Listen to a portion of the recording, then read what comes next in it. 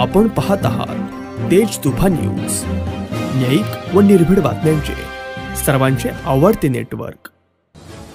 Doctor Manmohan Singh 26 September 1932 ते 26 डिसेंबर 2024 हे 22 मे 2004 पासून ते 26 मे 2014 पर्यंत भारताचे पंतप्रधान होते।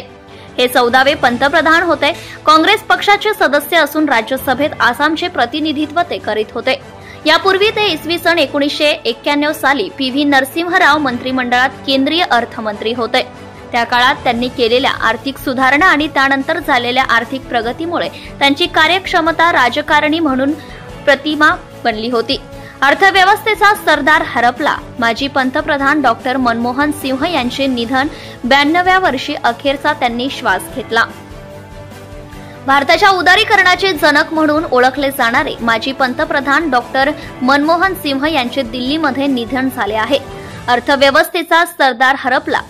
माजी पंतप्रधान डॉक्टर मनमोहन सिंह यांचे निधन वयाच्या 92व्या वर्षी झाले आहे।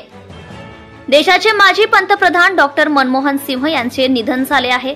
श्वसनाचा त्रास होत असल्याने त्यांना दिल्लीच्या एम्स रुग्णालयात दाखल करण्यात आले होते। वयाच्या 92व्या वर्षी त्यांनी अखेरचा श्वास घेतलाय।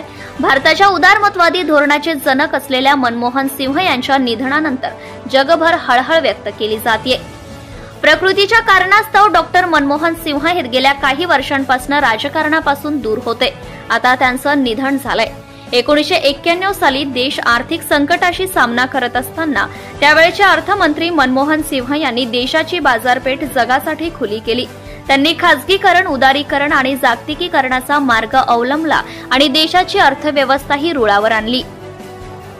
सन 2004 साली ज्यावेळी यूपीए सरकारने बहुमत गाठलं त्यावेळी डॉक्टर मनमोहन सिंह पहिल्यांदा पंतप्रधान बनले। 2008 साली अमेरिकेतील मंदीमुळे जगभरात मंदी निर्माण झाली, परंतु मनमोहन सिंहांच्या धोरणामुळे भारताला त्याचा कोणताही फटका बसला नाही। त्यानंतर 2009 साली ते दुसऱ्यांदा पंतप्रधान बनले। डॉक्टर मनमोहन सिंह यांची कारकीर्द थोडक्यात पाहूया। डॉक्टर मनमोहन सिंह यांचा जन्म 26 सप्टेंबर 1932 रोजी पाकिस्तानमधील गाह या गावी झाला। 1947 साली फाळणी दरम्यान विस्थापित होऊन सिंह कुटुंब भारतात आले। त्यानंतर पंजाब विद्यापीठातून त्यांनी पदवीपर्यंत शिक्षण घेतलं। डॉक्टर मनमोहन सिंह यांनी ऑक्सफर्ड विद्यापीठातून अर्थशास्त्रात डॉक्टरेट केली आहे। सन 1966 ते 1969 या काळात मनमोहन सिंह यांनी संयुक्त राष्ट्रात काम केलं। नंतरच्या काळात ते भारत सरकारच्या वाणिज्य मंत्रालयात सल्लागार म्हणून रुजू झाले। 1972 ते 1976 या काळात भारत सरकारचे मुख्य आर्थिक सल्लागार म्हणून त्यांनी काम केले।